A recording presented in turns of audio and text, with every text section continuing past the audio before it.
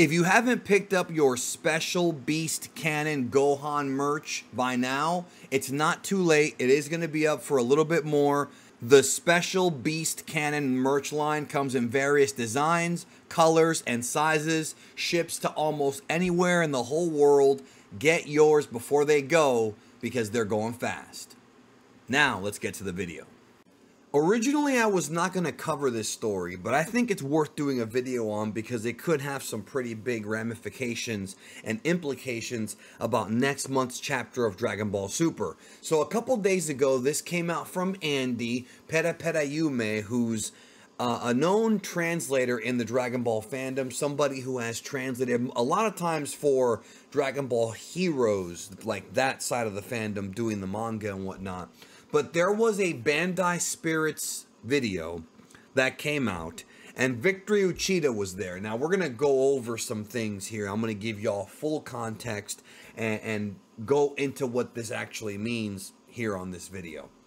So, basically, Victory Uchida discussed the latest V-Jump issue and talked about the end of chapter 99. Now, if you haven't read the manga chapter, you haven't seen my review yet, which I have over in the live section of my channel, I'm doing live reviews. The chapter ended with Gohan preparing to blast and finish off Cell Max. He had pretty much fired the special beam cannon, aka Makanko Sappo. He fired it at Cell Max, and that's kind of where we're at now. We're basically Cell Max is, well, he's about to fire it. Cell Max is about to go bye-bye. Now, what do we have left to adapt besides that? We have the closing conversations between Dr. Hedo and Bulma, and how Bulma's going to hire him for the Capsule Corporation. We've also got the discussion or whatever showing Pan and her flight, you know, that happy moment.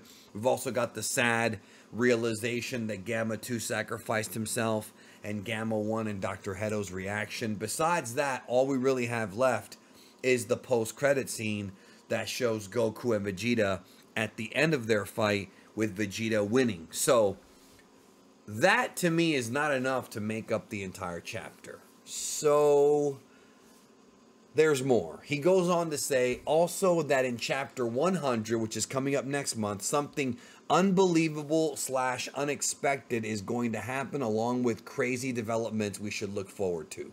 So let's talk about what he's talking about. I don't believe that what he's talking about is the Goku Vegeta sparring match. That's not really a unbelievable, unexpected thing. Vegeta's beaten Goku numerous times in the past in their sparring matches, not to mention that the movie came out last year. We've all seen the movie. That's why 2023 has been such a vapid year for Dragon Ball Super, because we've already seen all this before. It's nothing new, right? Now, it feels like what they're going to do is similar to what they've done for the Tournament of Power and for the Moro arc, which is when the arc ends, it's going to segue into the next thing. Because if you remember, the Moro arc ended, OG-73's head was zoomed in on, and that's what led to the very sort of transitioned smoothly into the beginning of the Granola arc. Same thing within the TOP. It ended, and then we saw like that one splash page of Broly fighting Goku and Vegeta, where they discussed the, you know, that was when the movie was coming out, so they basically discussed it as being like, hey, these are the events that happened in Dragon Ball Super Broly, and then we move on to the Moro arc. So basically, what I'm saying is, they oftentimes would end an arc in the middle of a chapter, which sounds weird, but the strategy is to keep you hooked and then begin the next arc in the next chapter. Now, they may not do that. The only thing I can think of that is unexpected, unbelievable, is if they change something such as Goten and Trunks fusing. Maybe they actually show the finished fusion like they were going to in the movie, but they tease us out of it. But to be honest with you, I don't think that's it. I don't think it's the Goku Vegeta fight. I think whatever it is going to build towards whatever's next, whether it be something involving Broly, something involving Black Frieza. Look, every year we do these types of videos and we have these discussions, not just me and other content creators, the whole fandom talks about it, and every year we always are like, well, what's next? A lot of folks want Cooler to get rebooted. I've seen some people ask for Sadala. We've been talking about that going all the way back to 2018, since it's been teased for a while. And to be honest, I said it in my last live stream, I don't know if talking about Sadala, like I want Sadala still, but it seems like we talk about it every single time there's a new arc or something new coming down the pipeline. So we know that Dragon Ball Daima is going to be the focus of 2024's animation. So I don't believe that this unexpected, unbelievable twist is going to be the Daima storyline. I don't believe that's the situation. I believe that they're going to begin whatever's next for Super. Now, earlier in the year, we discussed how Toriyama said that Dragon Ball Super Superhero is right on the precipice, right on the edge of the end of Z. So we may get a rewritten, modernized, I guess retcon is the word to use. It's sort of a retcon remake of the 28th tournament with Oob and the end of Z storyline that may actually be what we get.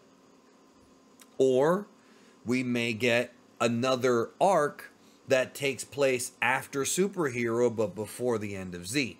Could that fit in with Daima? Could it be after Daima? We don't even know. Nobody really knows.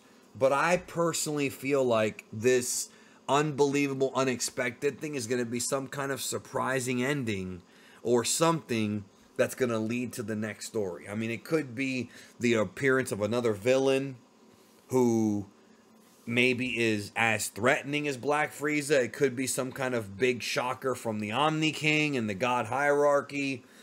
Please feel free to leave your theories in the comments below and let me know what you want to see for the next arc or what you think the big twist is. I don't think it's anything involving the base superhero storyline. Like, I don't think it's going to be like I said. The closest one is the Gotenks finished fusion.